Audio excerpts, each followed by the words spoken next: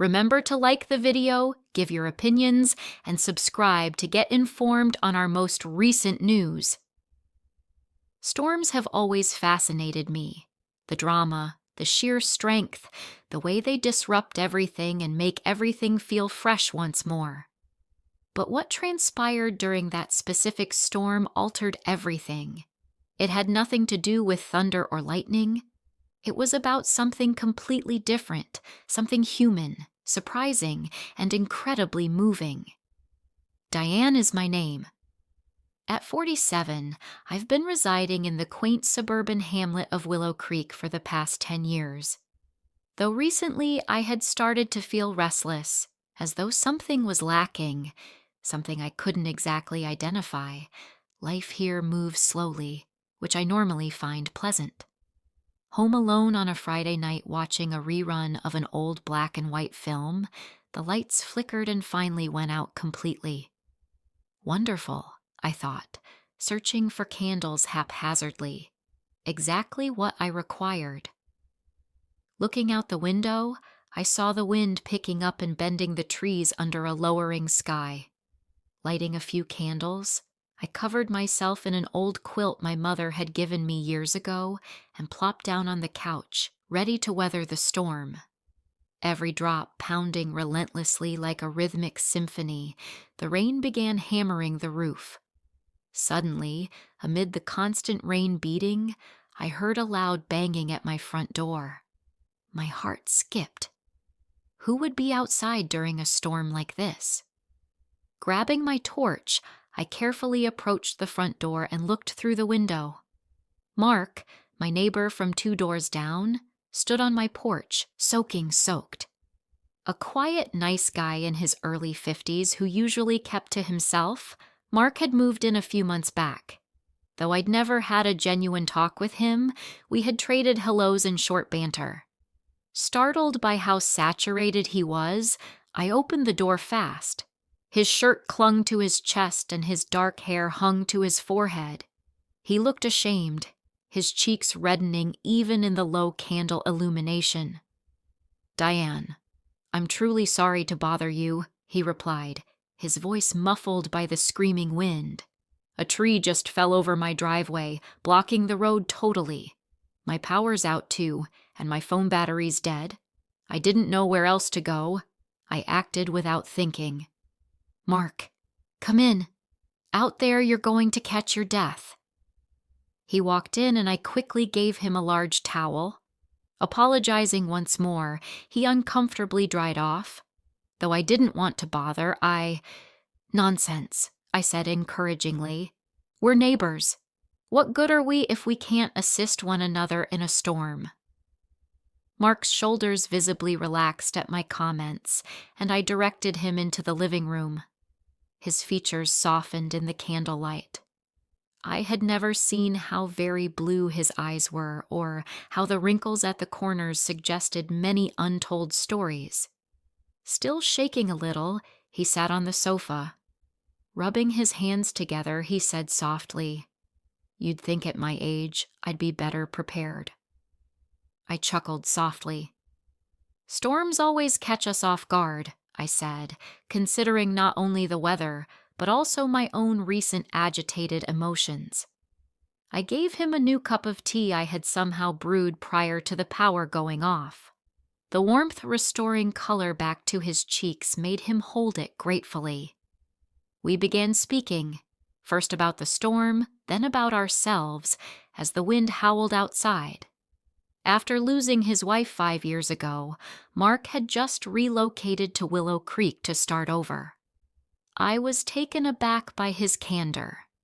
He spoke softly of his late wife, honoring her memory with gentle respect, yet there was a subtle loneliness that really struck me.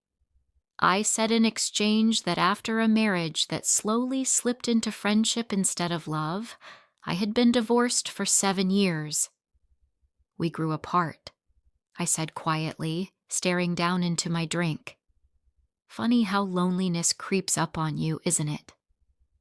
Mark nodded pensively, his eyes sympathetic and understanding. "The hardest is the quiet," he said in agreement. particularly on evenings like this one. A comforting stillness filled with the rhythm of rain and the soft flicker of candlelight descended between us. I sensed a change inside me, a warmth I hadn't experienced in decades. Still, I was wary, fearing misinterpretation of this newly discovered closeness that seems to come so easily between us. Mark eventually spoke up, his voice low and unsure. "Diane, thanks for allowing me in tonight. You didn't have to." I stretched out instinctively and touched his arm lightly. "I'm glad you knocked," I said truthfully. Truth be told, storms like these serve as a reminder of how alone I often feel. It's good to share it with someone. Mark's hand lay softly over mine, the warmth of his touch sending a faint electric pulse through me. "Me too," he said quietly, looking into my eyes and radiating sincerity with every word. "Talking to you like this has peculiar comfort given I've spent many nights alone recently." Surprised and touched by the unanticipated depth of our relationship, my heart fluttered somewhat. Thunder rolled loudly outside, breaking our stillness and accentuating the gravity of the situation. I found myself attracted to Mark in a manner I hadn't experienced towards anyone in a very long past. But we both started to realize how fragile and unexpected this moment was as the wind howled louder and lightning lit the shadows in the space. Suddenly bashful, a flush appeared on my cheeks. Sensing my uncertainty, Mark softly cleared his throat. "Diane," he whispered gently, ending our shared quiet.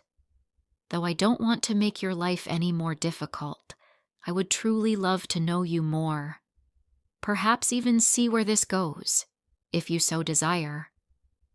His sincerity moved me profoundly, causing me to weep up and fast blink away the tears. "Mark, I would appreciate that. When the storm passes, let us just wait to see how we feel about things." He smiled kindly, his eyes full of understanding. "I agree. No expectations, no pressure. Sitting side by side, sharing tales and silently creating a connection that seemed fresh yet comfortably familiar, we spent the rest of that rainy night. A feeling I had almost forgotten, something in me sparked with hope and potential. The storm was passing both outside and within by the time daylight drew near. But the unanticipated warmth I found with Mark was the genuine shock of the evening, not the furious storm or falling trees. Though I couldn't yet know how much our lives were about to change, I did know one thing for sure. The storm had brought something unexpected into my life, and there was no turning back now.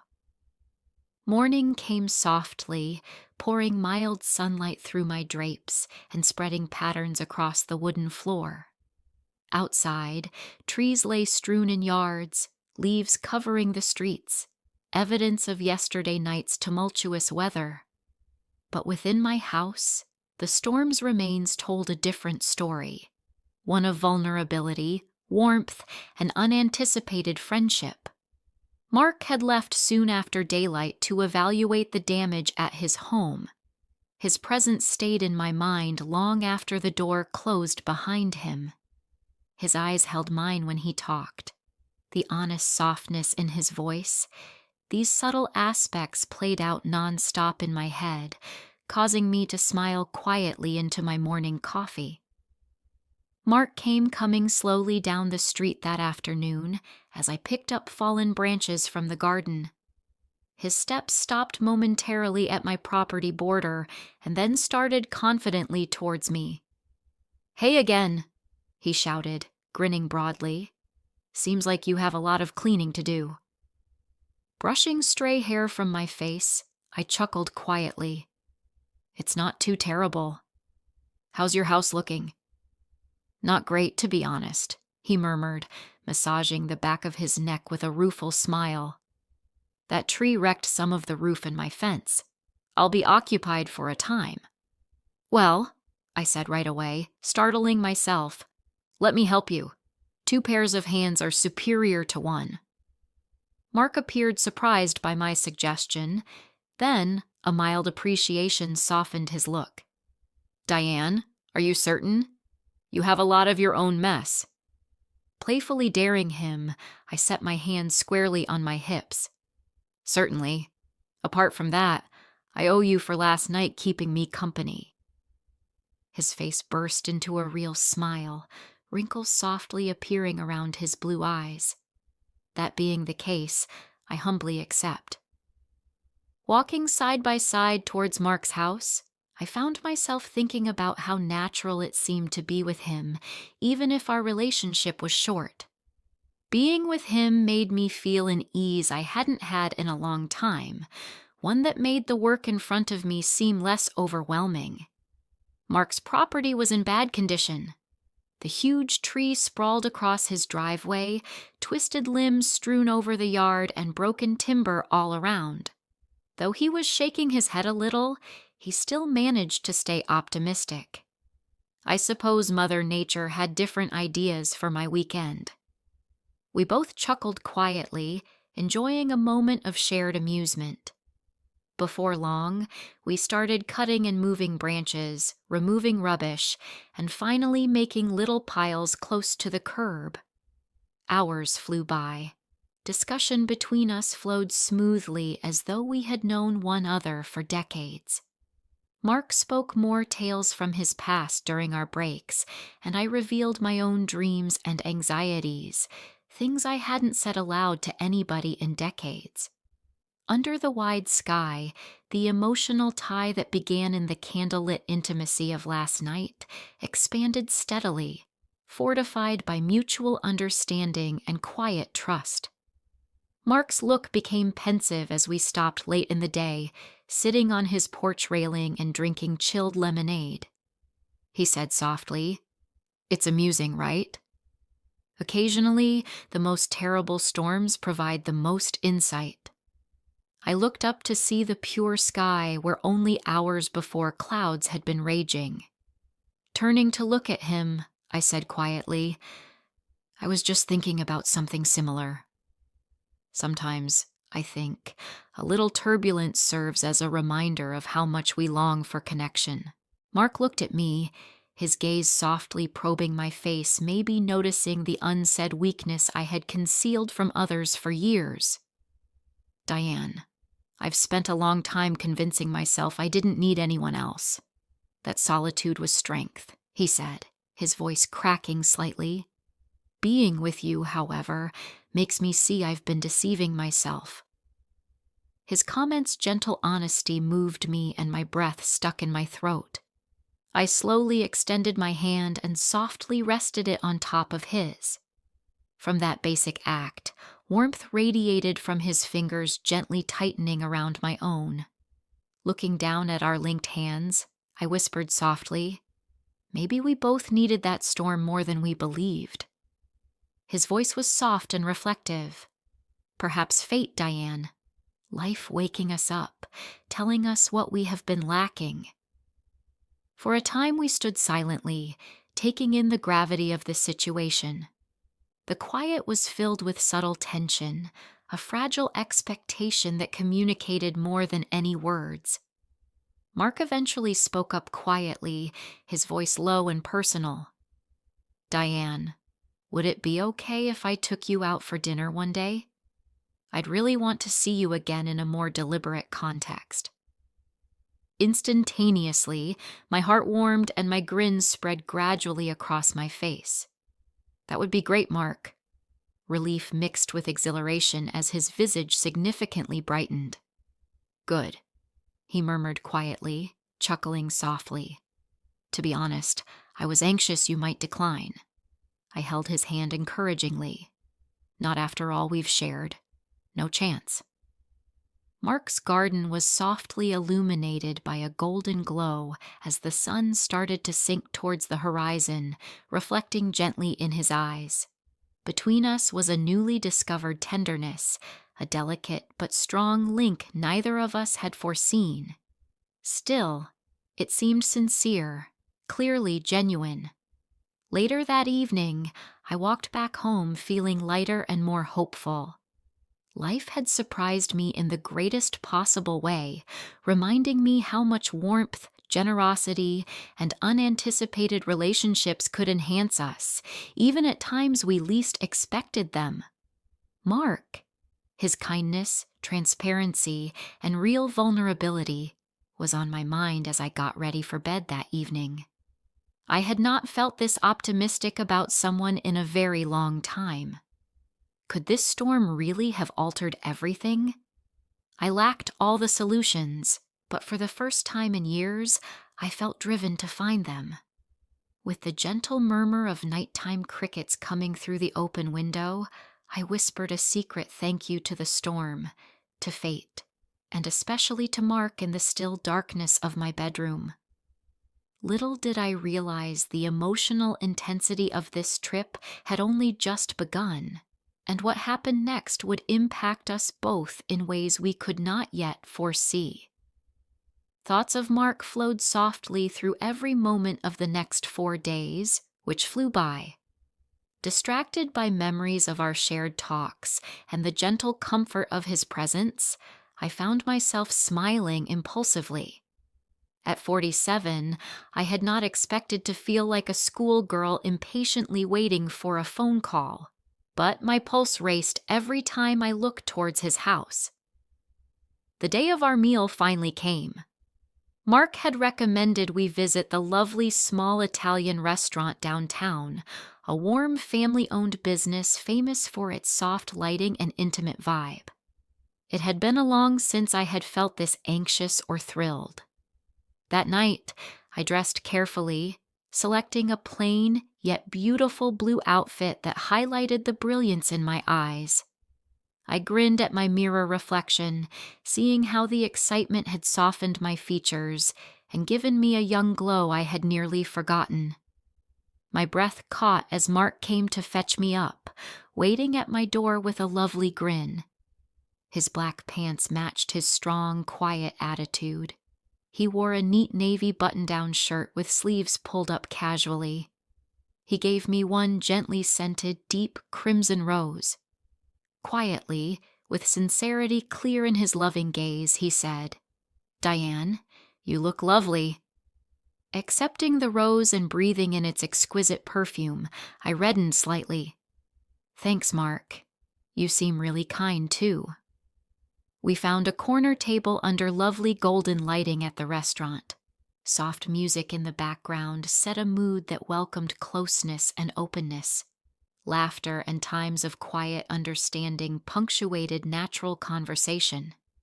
Mark's eyes glimmered with soft humor as he remembered his youth, and I told stories from my own history, astonished at how easily vulnerability appeared when speaking to him. Halfway through our meal, Mark's face turned thoughtful and a little uncertainty appeared. Meeting my gaze with deliberate earnestness, he carefully set his fork down. "Diane," he started slowly, "there's something I feel I need to tell you.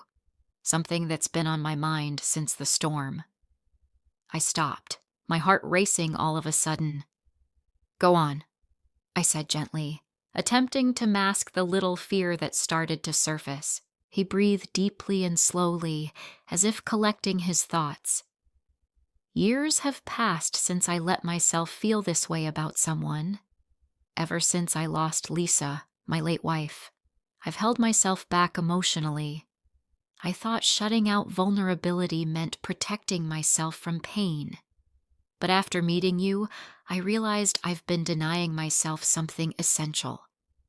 His sincerity moved me greatly, and I automatically stretched over the table to softly put my palm on his hand. "Mark, thank you for saying this. After losing someone you loved so much, you have every right to be wary. But vulnerability, letting us feel deeply, is what gives life meaning."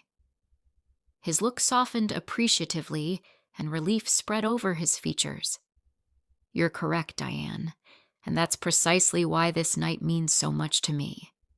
I'm deciding to open myself up once more, to run the chance of experiencing something significant. with you." His remarks made my heart swell and warmth spread across my chest. "I feel precisely the same," I said quietly, vulnerable but safe in his company. Deep down, I've been yearning genuine connection despite having spent so long pretending I was perfectly well on my own. When you arrived during that storm, I realized what I had been lacking.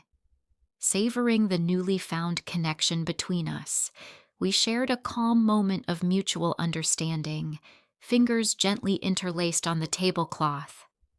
We strolled leisurely under softly lighting streetlights across town following dinner. A soft wind stirring leaves around us made the night somewhat cold. My hand located Mark's without deliberate thought. Our fingers intertwined automatically.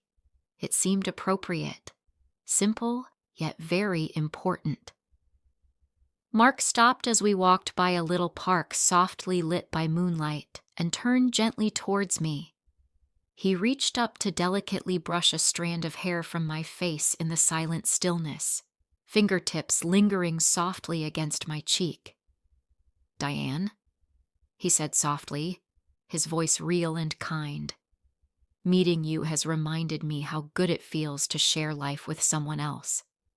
I didn't expect this. I didn't even think it was feasible. But now that you're here, I don't want to let this feeling go." The honesty evident in his gaze made my breath catch and my heart race faster.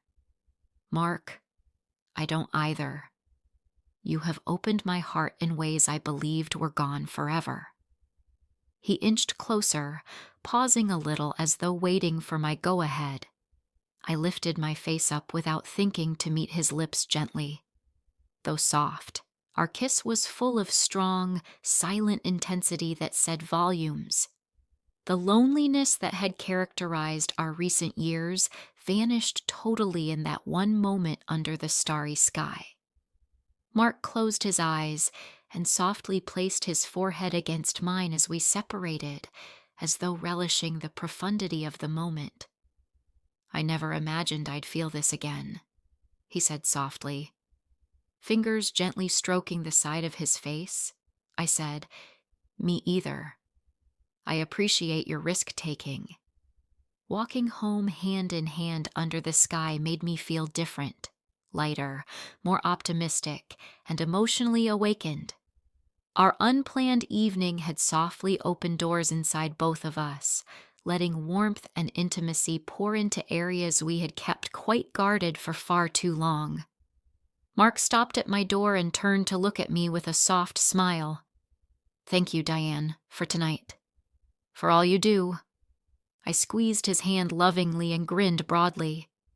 "Mark, tonight is only the start. I really believe that." Walking back towards his house warmed my heart with great appreciation.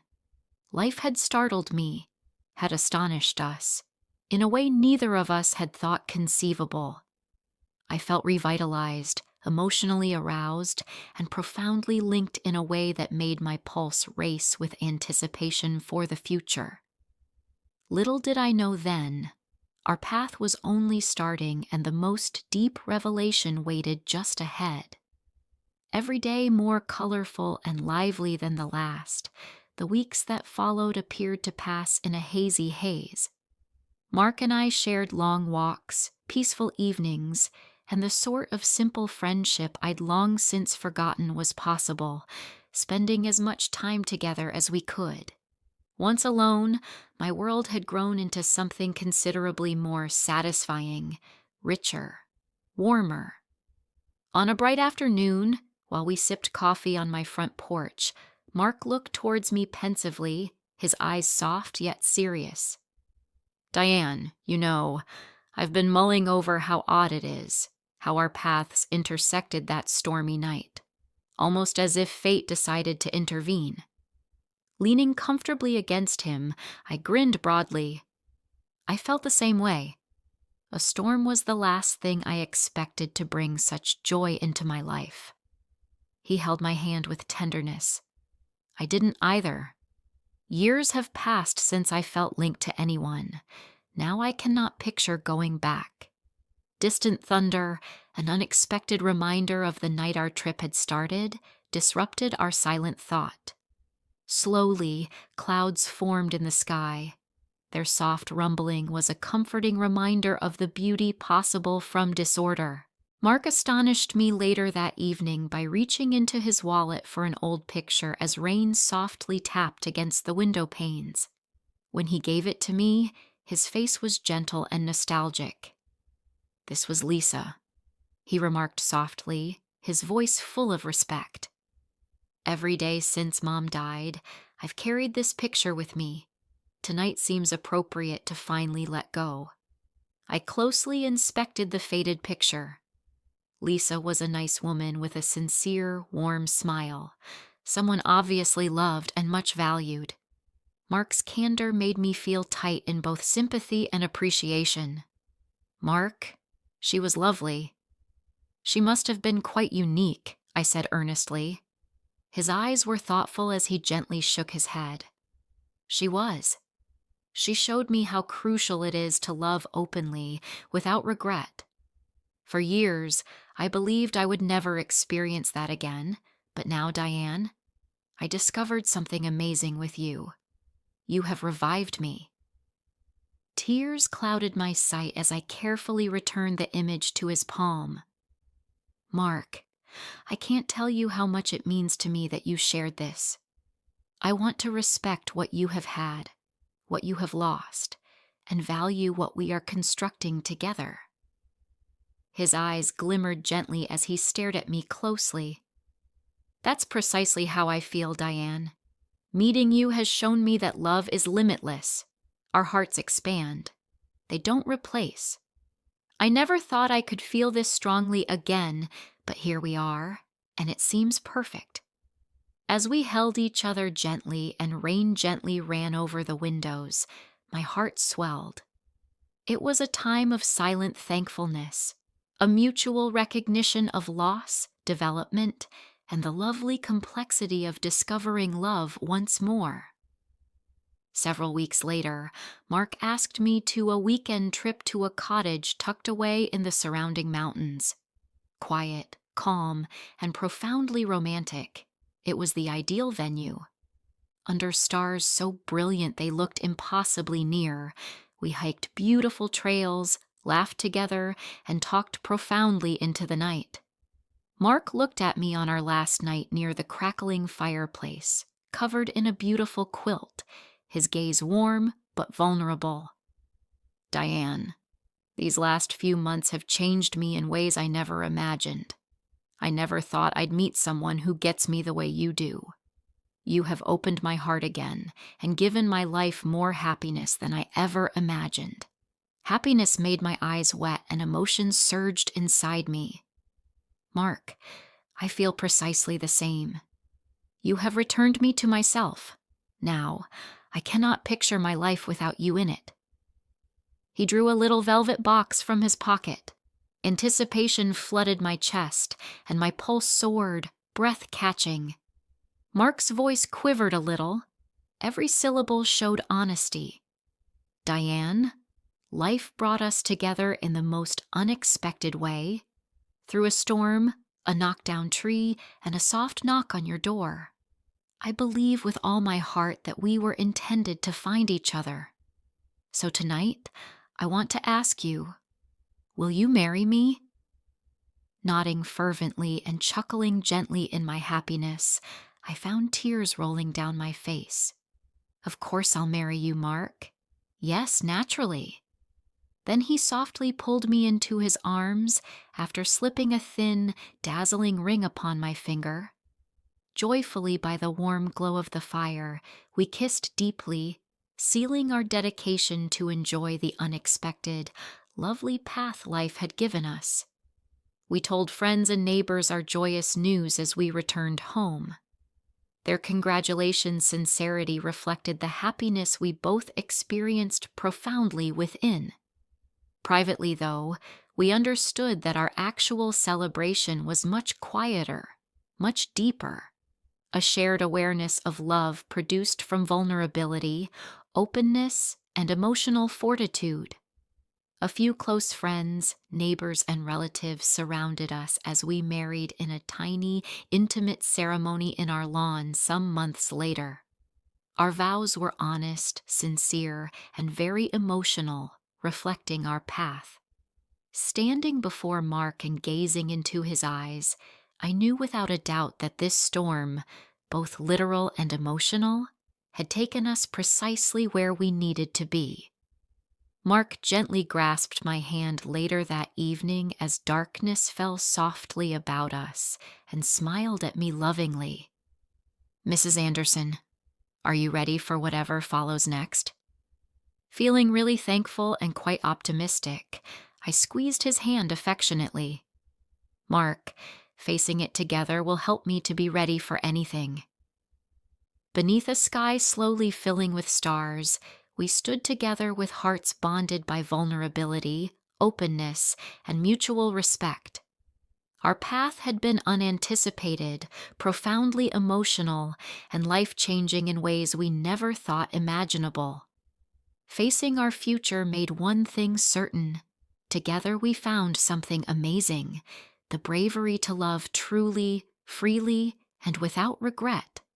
And that was worth every storm we had ever confronted. I stayed next to him, head against his chest, listening to the unrelenting thrum of his beat. Once he touched my hair to smooth it down. Lacking any relevance, he remarked, "We can't keep doing this." I was aware. I still knew I didn't want to give up. Not now. Not when I had only just began to feel as though my body belonged to me once more. Not when someone finally noticed how I moved, how I breathed, how I slowed my steps when I didn't want to leave. My husband and I sat through dinner later that evening, just the three of us, like though nothing had happened in the garden. I passed on the salad. He poured the wine. Repainting the kitchen cabinets was something my spouse asked about our view on. We each nodded and answered in order. Though the dance was flawless, I could still feel the under-the-table intensity. Though our knees didn't touch, I knew I wouldn't move away should they. After supper, my husband went to the den to view something he had recorded. Holding a dish towel in one hand, I stood in the entrance observing the two men in my life breathing the same air under the same roof. One of them's loyalty pushed him to love me. The other wanted me since he couldn't help himself. It was the most awful kind of intimacy. My spouse touched my shoulder that night in bed.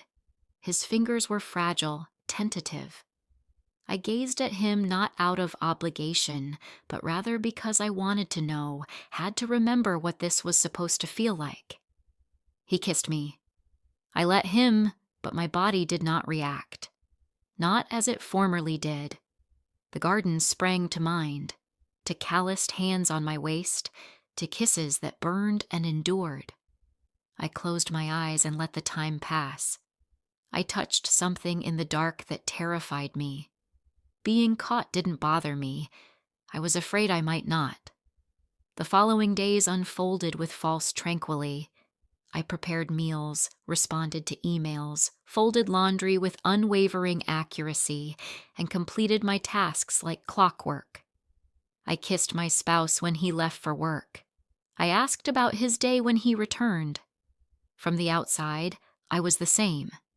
Inside, something fundamental had been shifted, like furniture in a room I could no longer cross in the dark. My body had a memory that would not go away, and more, it did not want to. Every part of me still remembered the pressure of his hand at my waist, the deliberate slowness of his breath, the warmth between his fingers and the small of my back. These were not just moments. They had become into sensations that stayed with me like scent on skin. I felt them in the quiet before sleep, in the serenity of the afternoon, in the absence of all other items. He did not begin anything after that second kiss, not physically either. But we orbited one another ceaselessly in the way his gaze lingered when I entered the room, in how I found reasons to be alone in the yard or the laundry room, places he could also happen to pass through. A hidden thread vibrating with tension connected us closely over distance. It was not desire, it wasn't affection, it was recognition. Then came the unanticipated shift. My hubby began to notice me again unannounced. Not in big ways, not in declarations or surprises, but in subtle, uncomfortable gestures of attentiveness. One evening, he brought home my preferred wine. Unprompted, he claimed he would bring me to the art exhibition I had hinted at weeks earlier. At night, he held me longer and kissed me more fully. Waking in the early hours to find him just observing me, his palm resting on my hip as if trying to remember its curve, a part of me wanted to let him. The other side, the one that had reawakened under someone else's touch, remained silent. During breakfast on a Thursday morning, he brought it up. "You have been somewhat distant lately." The spoon in my hand floated above the yogurt dish. I remarked, "Just weary." "You are not just tired. You are somewhere else." I did not answer. He didn't push, but I felt it in the room after that, an awareness creeping in, slowly and invasively. My husband was noticing the cracks. Later that day, I looked in the corridor mirror and couldn't recognize the expression in my own eyes. It wasn't guilt. It was not humiliation. It was conflict. A difficult, unpleasant item not to settle. My marriage had not collapsed. My partner had not disappointed me. He stayed here, stayed courteous, and kept trying in his methodical, quiet way. That, though, made the problem worse. I had not been trying. I had not been fighting to bring us back. Though it was wrong, I had succumbed too quickly to the pull of something that revitalized me.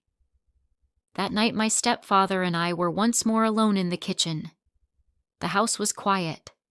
My husband in the living room, headphones on, absorbed in some documentary. I was rinsing the dishes. He was drying them. Although the air between us was dense, our hands moved in practiced rhythm. Ignoring me, he placed a plate on the rack and remarked, "I'm leaving Sunday." My chest started to stiffen. "Where at?" "Return to Lisbon. My flat remains there. Work remains." I turned the water off. The wash basin gurgled once and then fell silent. "You didn't mention anything before." Finally, he looked at me. Though his eyes weren't, his face was serene. "I didn't know till this morning. Received an email. I said yes before I could talk myself out of it." I dried my hands with a dish towel that surprisingly felt too thin. "Why didn't you tell me right away? Should I stay if I did?" I looked away. My fingers were gripping the towel's fabric too tightly. He came closer, but not close enough to touch. He said, "None of this bothers me. It's become a wound, though, and remaining will just keep me opening it." Though they should have hurt, his comments did not. Not as I imagined. What hurt more was how right, how adult, how definitive they were. Finally, I turned to him and asked, "What do you want me to do?" "You should choose what you require. Should that be him, I shall honor it. If not, don't stay out of habit. Lying to yourself only because it is easier is not worthwhile." Not trusting myself to talk, I nodded once. I didn't sleep that night. Lying awake, staring at the ceiling, I could hear the steady breath of the man next to me, good, loyal, present in all the necessary ways. I turned only enough to see his profile in the moonlight. He appeared to be calm, quiet, and reliable. I felt like an alien in my own home. By daylight, I had made a choice I could not reverse. Not quite an action, but a shift. Something internal, a lightening of the ties tying me to one version of myself. Dressed gently, I rose before dawn and descended to the porch. Already there, sitting with a bag at his feet, he saw the sky shrink at the borders. "You are early," I said. "So are you." We never said goodbye. We didn't have to, though. His eyes searched mine for a long time before dropping to my still naked hand, fingers somewhat curled at my side. He nodded once, a sign that said everything we had not had time to say. Then he got up, took his bags, and walked down the path, ignoring back glances. I stayed on the porch long after his car had disappeared down the street. In my hand, my coffee grew cold. My body still remembered his warmth. But inside, something else had also started to cool. Merely the little growing feeling that nothing would be the same again, and that I had changed it. No regret, no clarity. The days following his departure hung like damp linen on a clothesline, heavy, slow to dry, clinging to the smallest memory wind. I swam through them as though under sea. Everything seems familiar yet distant. Though no one had asked for it, I refilled the sugar container, answered business emails with hollow enthusiasm, and folded towels with machine precision. The vibrations anchored me. The emptiness inside me expanded slowly. The sudden return to normalcy appeared to relieve my spouse. Naturally, he didn't say it out loud. He wasn't the sort. But his expressions grew softer. He stopped asking during breakfast. He said nothing about my fidgeting or my silences. Perhaps he believed whatever had shattered in me had begun to seal. He might have mistaken absence for closure.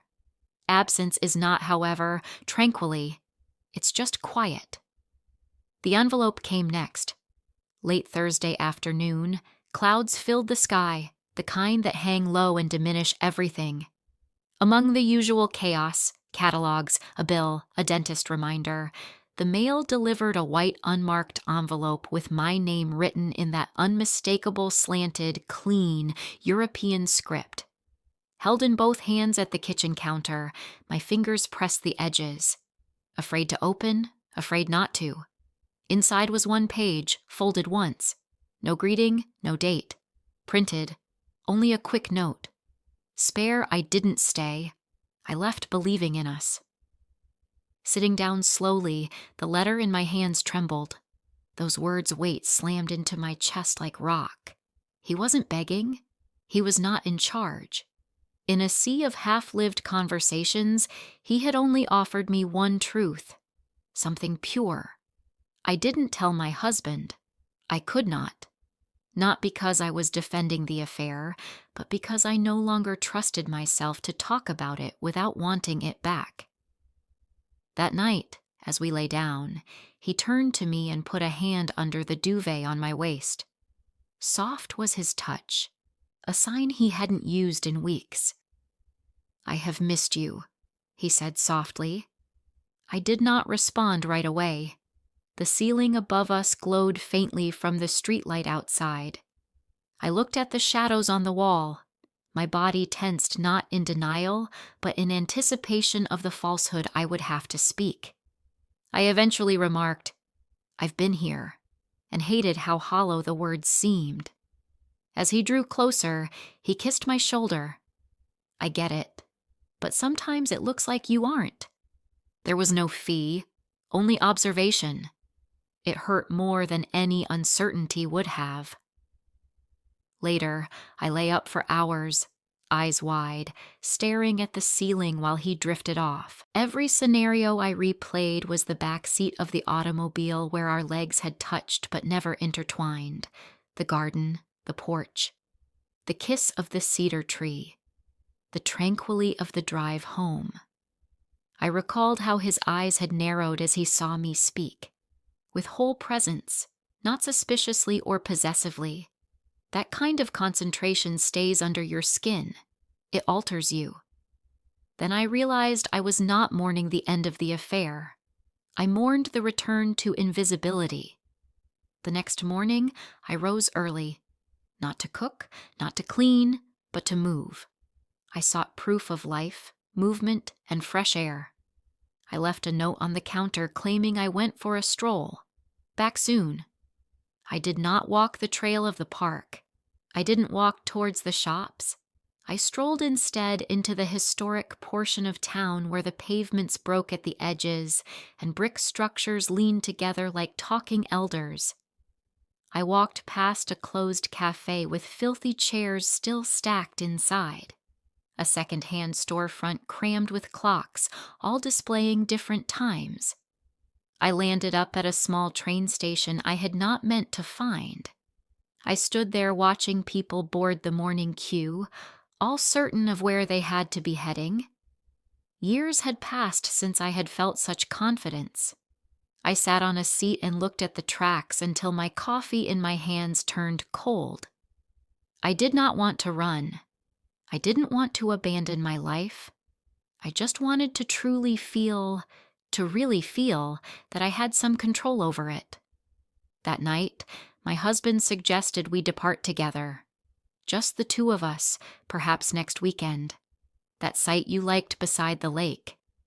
I was grateful for the suggestion and nodded, but something in me recoiled.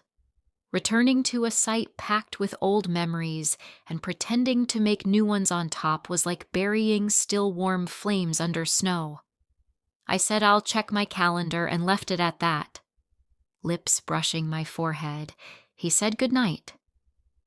Long after the lights went out, I lay in bed going over the letter's words.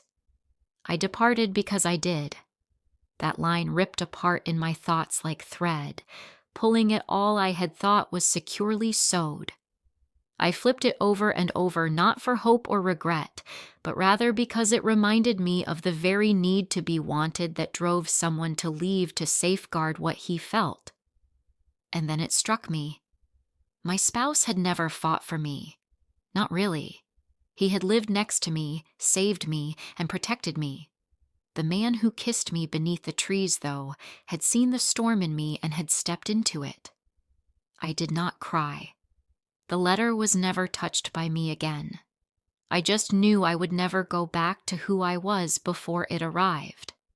Following the letter, I began to see the smallest nuances more clearly.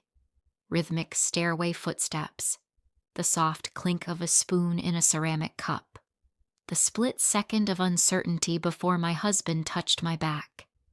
Life had returned to its usual shape, yet nothing about it now sat quite right. It felt like wearing a borrowed coat. Familiar in cut, but maybe too snug in the arms. Once again, he said nothing about the weekend away. I think he could feel me pulling inside like a tide that had decided to remain offshore. He tried to set the table early in his own manner, text me all day to see in, and ask if I wanted to start reading a book with him at night. They were thoughtful deeds. They might have worked 6 months ago, but now they looked like applying cosmetics on a shattered mirror. It did not fix the break. It just hid it for a while.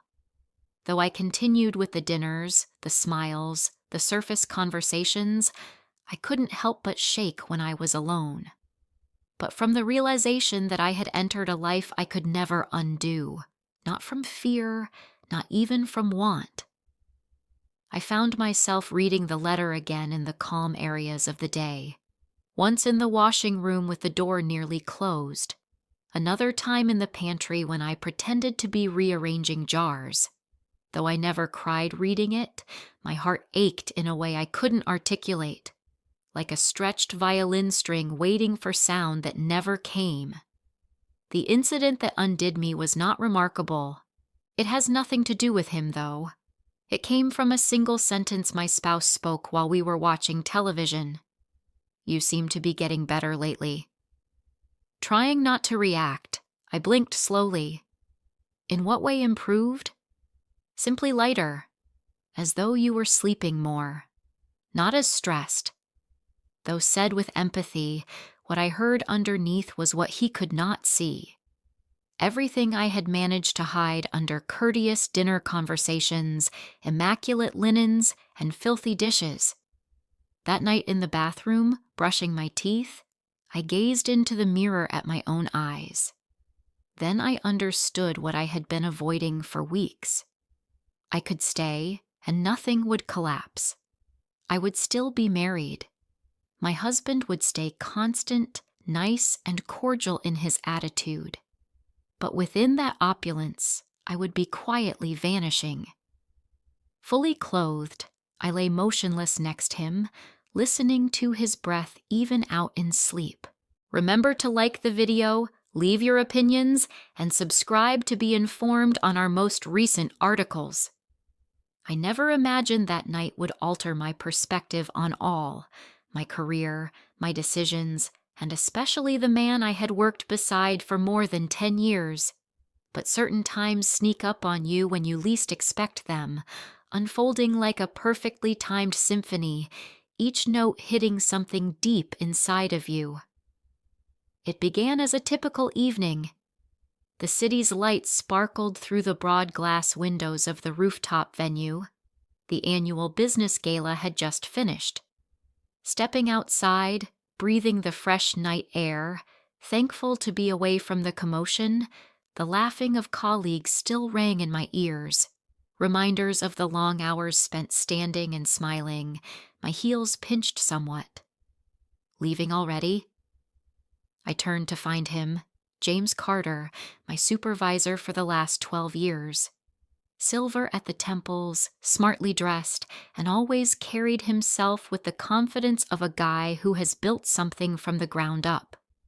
Though something in his expression that evening seemed altered, at 61 he was as calm and collected as always. "Just getting some air," I said, smiling slightly. Stepping next to me with his hands in his pockets, he said, "That was quite a party." His typical sense of authority softened by the streetlight shine. "It was, but I'll be honest. These events aren't really my thing," I said with a laugh. "Funny, you run them every year." "That's just business," he replied, bending his head slightly toward me. "You, on the other hand, really look to be enjoying yourself." I gave up. I guess I've picked up how to act. He chuckled softly, and for a while we stood in quiet contentment. Though the city buzzed all around us, in that little pocket of time there was only the two of us, side by side, free from the organized formalities of the office. Then came the words I had not anticipated. He said, "I'm not ready to leave home yet. Care to join me for a drink?" I was unsure. We often spoke outside of work, late-night calls, strategy sessions running into the evening, but this seemed unique. His tone had something unspoken that slightly quickened my heart rate. I eventually said, "Sure. Why not?" Away from the bright-lit towers of downtown and into a quieter section of the city, we went along the street. He took me to a tiny lounge with low lighting and mellow jazz playing in the background, cozy. It was the sort of location that seemed ageless, unaffected by the outside world's bustle. He untied his tie as we got comfortable in a corner booth, a move I had seldom observed. He gazed at me, actually gazed at me, as though viewing me in a different light. Swirling the amber liquid in his glass, he remarked, "You've been with the firm a long time." I nodded. 12 years. "Have you ever thought about how different life would have been had you taken another path?" His question took me by surprise. "Are you wondering whether I regret my decisions?" He shook his head in disapproval. "Just curiosity, not sorrow. Do you ever think about the roads not taken?" I let out a slow breath. I believe we all do at some point, but I've always felt that every choice, every turn we take, takes us precisely where we're supposed to be. He found that amusing. That's a smart perspective on issues. For the first time in years, we conversed, really discussed. Nor about work, nor about deadlines or quarterly reports, but about living. He told me about his early years, the difficulties of starting the business, the sacrifices that followed. I also contributed bits of myself, the aspirations I once had, the experiences that formed me. Time became hazy. From 1 drink to 2 to 3, the air between us changed somewhere between nostalgia and hilarity. Hesitant and looking, he stretched over the table, fingertips brushing the back of my hand. I did not withdraw. There was a pause, a suspended breath where everything hung in the balance. And then gently, he said, "I never told you this, but I've always admired you, beyond just your work. You have this presence, this way of making the world feel grounded even when all else is chaos." My heart raced a bit. Though I was no stranger to praise, this seemed unusual. It was something genuine, something deeper than flattery. It wasn't flattery. "You have always been the one constant," he said. Perhaps it took me too long to understand exactly how important that is. I gulped, not knowing what to say back. He was a guy I had respected for years, not only my boss. His opinion meant more to me than I wanted to admit. But sitting there in the warmth of that softly lit lounge, I wasn't thinking about work or professionalism. I was considering how he stared at me, as though seeing, being, a lady he had not let himself really see prior. "I should probably go home," I finally murmured, my voice lacking confidence. He looked at me for a long time before he nodded. "Allow me to guide you." Before I came down, he made morning coffee. The air stank of cinnamon toast and compromise. From opposite sides of the kitchen island, we sipped gently and stopped pretending we were okay. Later that day, I called a realtor. Not yet did I tell him. I asked, took notes. Opening closets I hadn't touched in years, I considered what I would save and what I would let go. I finally did that evening what I had been putting off. Once more, I removed the letter. Carefully unfolding it, I ran the edge of my hand over the crease to smooth it out. Though the paper had began to soften with time and rereading, the ink remained. Reading the sentences out loud, nearly whispering, I didn't stay as I lacked confidence in us. I departed since I did. I folded it once more into a little, worn square placed in the back of my journal rather than an envelope. Not because I had to keep him, but because I had to recall who I was when I read it the first time. The woman who realized she was merely lost, not broken. That loss was not permanent. That was a map. Weeks became days. He and I discussed more honestly about practicalities, time frames, what would stay and what would leave. There were no blowouts, simply gentle unwinding. Still, in the quiet, I thought about the garden, the cedar bench, the way the wind had caught the hem of my shirt the day he kissed me. I didn't dream of it. I did not seek it. But I appreciated it since the kiss hadn't destroyed anything. It had shown something I could still desire, still able to be wanted. On the last morning before the movers arrived, I stood at the entrance of what had once been our bedroom. The bed empty, the furnishings marked for sorting. I stood for a long time remembering the hundreds of nights I had spent there, both with someone and still alone. Stepping outdoors barefoot onto the porch where the early light had already begun to warm the planks, though overgrown now, the garden was nonetheless beautiful in its neglect. I sat on the cedar under the seat, the same one where I'd previously kissed a guy who had, unintentionally, changed the direction of my life. Not out of love, but mainly because he saw me. Now I was learning how to do the same. I did not cry. I didn't look back when I finally stood and stepped inside. Not every story ends with big gestures. Some end with a woman finally choosing herself. Quietly, completely. And maybe, just maybe, that was the real beginning.